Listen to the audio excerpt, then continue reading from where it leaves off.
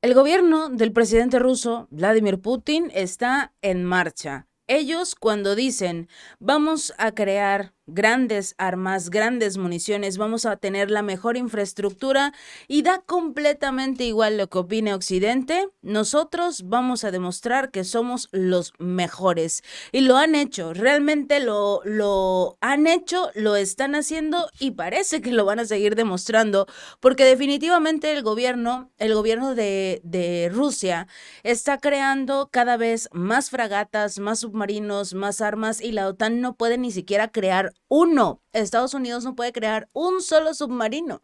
De esto y mucho más hablaremos aquí en el Chapucero USA. Vamos a arrancar precisamente con este tema de las fragatas. Antes de entrar a un tema polémico, sobre todo para los medios de comunicación. ¿Por qué? Efectivamente, hablaremos un poquito acerca de Israel. Pero antes de eso, resulta que Rusia está desarrollando una fragata, un proyecto de fragatas 22350. Este proyecto va a formar la mayor parte de la zona marítima lejana de las flotas del norte y del Pacífico de Rusia. Van a crear una gran cantidad de estas famosas fragatas como la Almirante Gorskov, de entre las que se encontrarían, por supuesto, desarrollándose en este momento.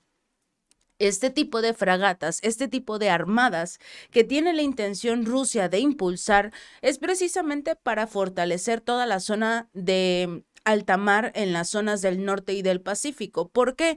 Lo platicábamos incluso en videos anteriores, cuando vimos una especie de supuesto ataque en esta región de Murksman. Este nombre es muy importante porque cerca de esta zona, Murksman, es donde se encuentra precisamente la famosa flota del Mar del Norte de Rusia. Y se supone que hasta esta zona del norte que estamos observando actualmente, esta zona de Murksman de Rusia, al norte, cerca del Ártico, donde se encuentra Noruega, donde comparte de hecho fronteras con Noruega y Finlandia, se supone que en esta zona logró llegar un dron ucraniano al norte, tan al norte de Rusia, es prácticamente imposible. Precisamente en esta zona marítima que tiene Murksman y comparte, por supuesto, a lo que es la salida a esta zona del Mar del Norte.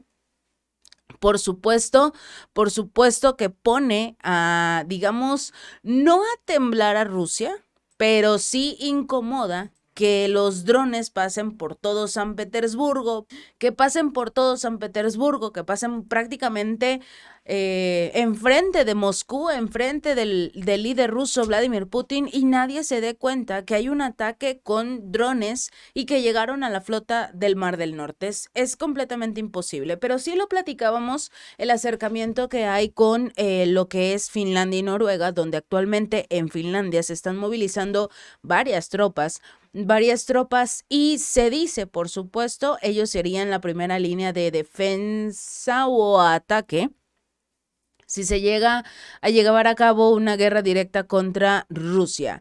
Pero para todo esto, obviamente, Moscú dice, ay, nosotros tenemos más fragatas, más misiles, más drones, más bombas nucleares, tenemos de todo. Sin contar los submarinos de propulsión nuclear, por supuesto, submarinos que Estados Unidos no puede desarrollar. Lo platicábamos incluso en mi canal Gaby López Informa de esta noticia, este proyecto que tiene Estados Unidos para crear submarinos de propulsión nuclear. Pero su proyecto hasta cierto punto es un fracaso porque se suponía que iban a tener una especie de, digamos, presupuesto de poco más de 70,000 millones de dólares para crear estos famosos submarinos. Resulta que no, resulta que el costo para este mismo proyecto con la misma cantidad de submarinos y tardando más, tardando mucho más tiempo. Se suponía que estarían listos para el 2028. Quizás 2032, 34, bueno, ya el tiempo sigue aumentando cada vez más. Y también el recurso económico, en lugar de 70,000 millones de dólares, ahora son más de 140,000 millones de dólares. Todo esto obviamente deja a Estados Unidos atrás en la creación de submarinos, de buques, de fragatas, de todo, absolutamente todo, incluidos sus portaaviones. En este caso, Rusia señaló que las fragatas de este proyecto 22350 van a formar una especie de base de la zona de alta mar en Norte y el Pacífico, en las flotas del Norte y del Pacífico. Los 3 primeros barcos están actualmente en servicio en la flota del Norte, mientras que la fragata Almirante Isakov se va a unir a la flota del Pacífico. Suponemos que las fragatas se desplegarán en las dos flotas, en cantidades aproximadamente similares.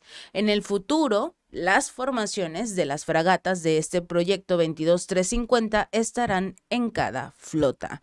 Digamos que si tienen 20 fragatas, van a tener 20 en la zona del norte y 20 en la zona del Pacífico. Ya no se van a dejar intimidar por Estados Unidos. Van a continuar teniendo un gran número, un número significativo para todas sus fragatas, sus submarinos y todos los equipos que tenga Rusia. Hay una diferencia y lo platicábamos en uno de los en vivos de la noche en mi canal Gaby López Informa, en nuestro pequeño momento de análisis y un poquito de tramas. Se nos olvida una cosa. A diferencia de los Estados Unidos sanciona a Rusia con evitar que le entreguen tecnología. Les dicen, no le des estos chips porque estos los puede utilizar quizás para poder hacer un arma más adelante. O tienen una dualidad, pueden servir para hacer un microondas, pero también para hacer una escopeta. Es una locura la forma en la que maneja, en este caso, Estados Unidos la tecnología que le prohíben a Rusia. Ok, si no quieren entregarle nada, está bien, pero tengamos algo en consideración. Hay una diferencia entre Estados Unidos y Rusia, y lo platicaba un analista hace pocos días. Estados Unidos tiene la tecnología. Sí, ya la tiene. Rusia tiene los recursos base, los recursos naturales para hacer la tecnología. No la tiene como tal él desarrollada porque se está enfocando en otras cosas. Pero es mucho más fácil, muchísimo más fácil, quizás más tardado, pero mucho más fácil tomar los recursos naturales, los recursos base y crear esa misma tecnología. Podrá ser tardado, pero se puede crear, porque finalmente ya existe y se puede duplicar y quizás incluso hasta mejorar. Pero es muy complicado para Estados Unidos hacer uno de esos chips que hoy no le quieren vender a Rusia, pero no puedes hacer más porque tú no tienes recursos. Si quieres crear un chip, necesitas comprarle algunos recursos a Rusia. Titanio, un poquito de níquel. Necesitas energía nuclear. Rusia te vende el uranio. Entonces, ¿cómo vas a crear todos toda la tecnología, todos los equipos que tienes que hoy le prohíbes a Rusia, sin los recursos de Rusia? Por eso Moscú poco a poco está viendo cómo implementar sanciones, pero ahora contra sus enemigos.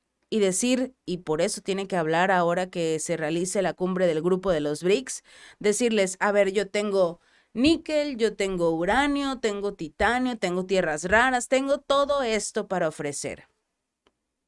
Siempre y cuando ustedes me garanticen que me van a comprar a mí. Y yo se los voy a dar a ustedes como mi prioridad. Y además, Si quieren, hasta un pequeño descuento les puedo hacer, porque les garantizo que el precio va a aumentar. Y sancionas.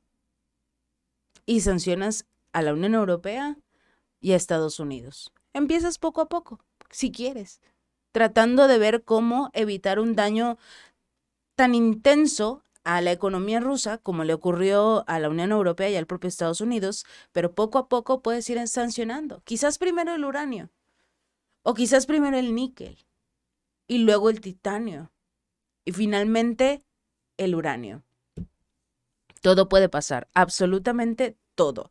Así que esperemos que estén listos no solo para todas estas fragatas, todos estos submarinos que Rusia sí puede construir porque tiene los recursos para hacerlo. Estados Unidos está tratando de conseguir esos recursos y por eso el precio sigue aumentando y también el tiempo de entrega. Pero bueno, vamos a entrar a este tema tan controversial que a veces no le gusta a YouTube mencionar, pero tenemos que hacerlo. Lamentablemente la situación se está complicando. Estábamos observando hace un par de horas veíamos a un Benjamín Netanyahu dispuesto a posiblemente aceptar un plan de un alto al fuego. Nunca lo aceptó. Ni el plan estadounidense y francés que hubiera detenido temporalmente el conflicto en el Líbano. Se hablaba de la posibilidad también de un alto al fuego en la Franja de Gaza, pero funcionarios de Washington y París dicen que el primer ministro de Israel, Benjamín, había aprobado este plan, pero dio un giro de 180 grados en el último minuto y sabemos por qué dio ese giro. Fue una vergüenza lo que le pasó al mandatario, bueno, a este primer ministro dentro de la ONU. Era su turno, le tocaba dar su discurso ante la Asamblea de la ONU mientras todos los reflectores estaban frente a él, como le pasó a Zelensky, obviamente. Pero la situación fue, bueno, canceló el alto al fuego. Con eso digo todo. Vamos a llegar a eso en unos momentos. Hubo una declaración conjunta, fue publicada por la Casa Blanca, donde Estados Unidos y Francia y casi una docena de otros países, incluidos el Reino Unido y Arabia Saudita, describieron la situación en el Líbano como intolerable y habían hecho una exigencia, una solicitud de un alto al fuego inmediato de 21 días por lo menos en la frontera entre Líbano e Israel. Esto para tratar de permitir una solución diplomática al conflicto, tratar de hacerle frente a la innumerable cantidad de daños que está desarrollando Israel ahora en el Líbano, solo para recalcar, los ataques en la Franja de Gaza no se detienen. Los ataques en la Franja de Gaza continúan todos los días sin importar dónde esté atacando Israel. Sin importar absolutamente nada, Israel sigue bombardeando la Franja de Gaza, haciendo que los colonos israelíes logren sacar a los palestinos de sus hogares en lo que es Cisjordania, esta Cisjordania ocupada, y por supuesto ahora masacrando a los civiles en Líbano, porque los ataques se hacen a civiles también. Supuestamente Israel con esta barbarie, esta excusa de es que ahí había uno de los miembros del grupo Hezbollah. Uno. Y por ese uno estamos viendo la destrucción total de Beirut. La capital del Líbano está prácticamente destruida. Así acabó la Franja de Gaza. Lo terrible al mismo tiempo, pero gracioso, es ver cómo la ONU, ver cómo varios países dicen, no es posible que Israel esté bombardeando el Líbano. Vean lo que está ocurriendo. A ver, señoras y señores, esto lleva pasando un año en la Franja de Gaza. Ya no hay edificios. Ya no hay edificios en todo el norte y el centro de la Franja de Gaza. Destruyeron incluso lo que serían en este caso los edificios de la ONU. Van más de 200 miembros de la ONU que han perdido la vida, sin contar además los cerca de 150 menores que iban junto con sus padres en lo que es la Franja de Gaza. Entonces, ¿qué es lo que se necesita para detener a Israel? Que Estados Unidos no lo defienda. Puede ser. Resulta que varios funcionarios estadounidenses y franceses dijeron que esta declaración había sido coordinada con Netanyahu. No quedaron en ridículo porque sí. No quedaron en ridículo y dijeron, va a venir Netanyahu, va a decir, vamos a hacer un alto al fuego. No. Había un acuerdo con Netanyahu, sobre todo porque el líder israelí anunciaría su apoyo al alto al fuego en el momento en el que se parara ante la ONU, ante la Asamblea General de la ONU, este mismo viernes.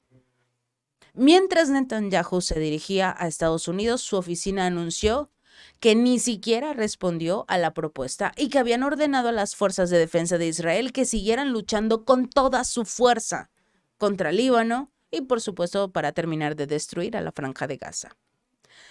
La política de Israel es clara, dijo Netanyahu en el momento en el que aterrizó en Nueva York.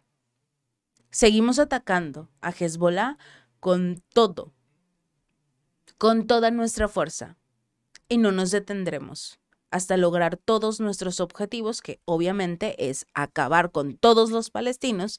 Si pueden acabar también con el Líbano, estarán muy felices. Si pueden también acabar con Siria, con Irak, con todos los enemigos, incluyendo a Irán, porque lo marcó como enemigo.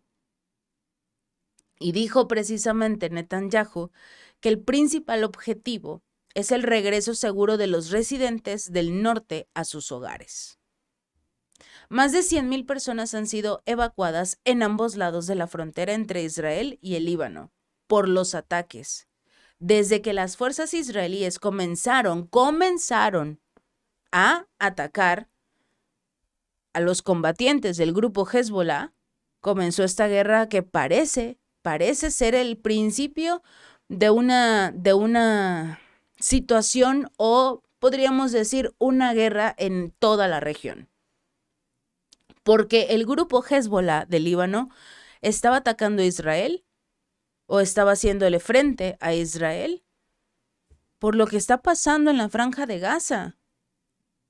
Por eso lo ha dicho en diversas ocasiones el Líbano, los líderes del grupo Hezbollah, lo único que exigimos es un alto al fuego.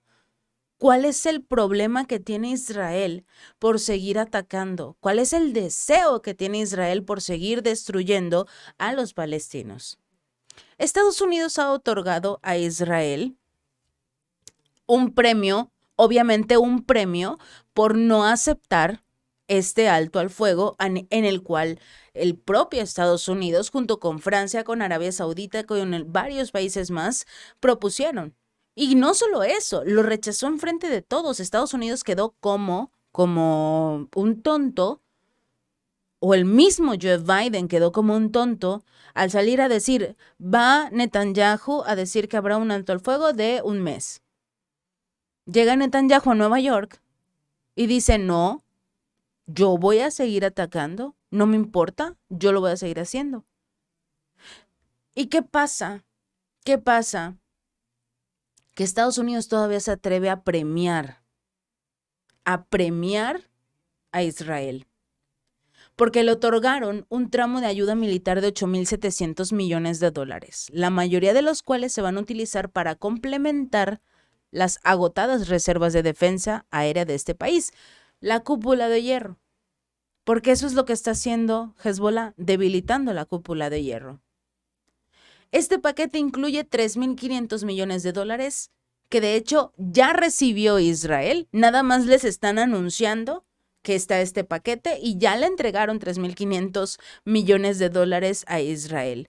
Esto está reservado supuestamente para adquisiciones críticas, la misma compra de armas pero con otro nombre.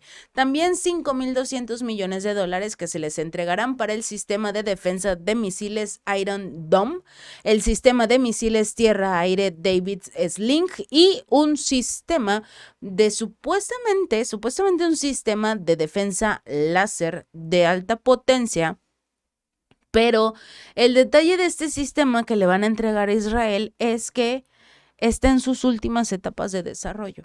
Todavía no se lo pueden entregar, pero ya lo puede ir pagando para que en el momento en el que lo terminen, ya se lo puedan entregar sin ningún problema. Estados Unidos definitivamente es una vergüenza. Hay una enorme cantidad de países que dicen debemos detener este genocidio en la Franja de Gaza, esta guerra que sigue creciendo y que prácticamente Israel es el que le está impulsando. Y dice Estados Unidos, no, necesitamos apoyar a Israel y vamos a darles 8.700 millones de dólares. ¿Es en serio? Es sorprendente la forma en la que funciona el gobierno de los Estados Unidos. Pero ustedes se preguntarán por qué Netanyahu está tan molesto y quiere seguir realizando todos estos ataques. Resulta que tuvo un pequeño inconveniente cuando iba a participar dentro de esta Asamblea General de la ONU en Nueva York, y decenas de diplomáticos fueron filmados mientras salían del salón de la Asamblea General. Y parece que Netanyahu ya lo sabía porque había trampa en ese video. Vamos a verlo.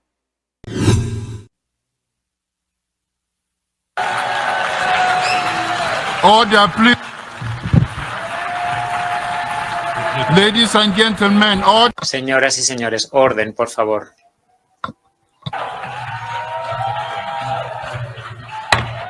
Order, please. Orden, por favor.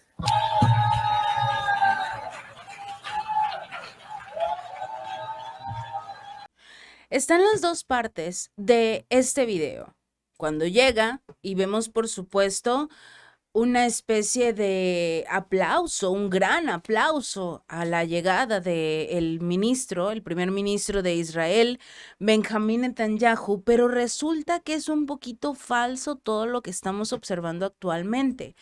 Si ven esta imagen es representativa, porque resulta que mientras las personas que están en la parte superior, lo que son las sillas naranjas, en estas se sientan los diplomáticos de todos los países que forman parte de la ONU, incluso algunas organizaciones no gubernamentales, algunos organismos que obviamente son importantes para el mundo.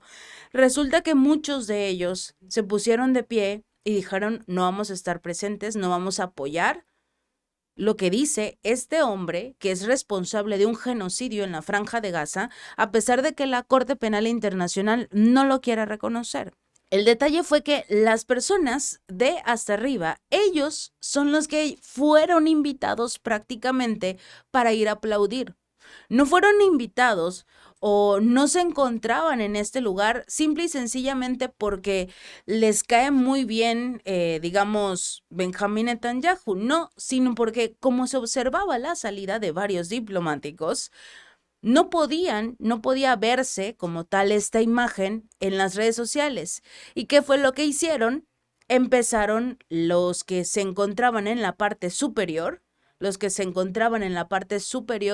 de este evento a salirse. ¿Y qué es lo que pasa? Algunos obviamente se levantan, los de Israel, se levantan rápidamente y empiezan a aplaudir. Le aplauden obviamente a Benjamín Netanyahu en el momento en el que sube al estrado, voltean a ver a los que se encuentran en la parte superior para que empiecen a celebrar y a decirle bravo a Benjamín Netanyahu. Mientras tanto, y afortunadamente varios políticos dijeron, no podemos permitir que esto ocurra.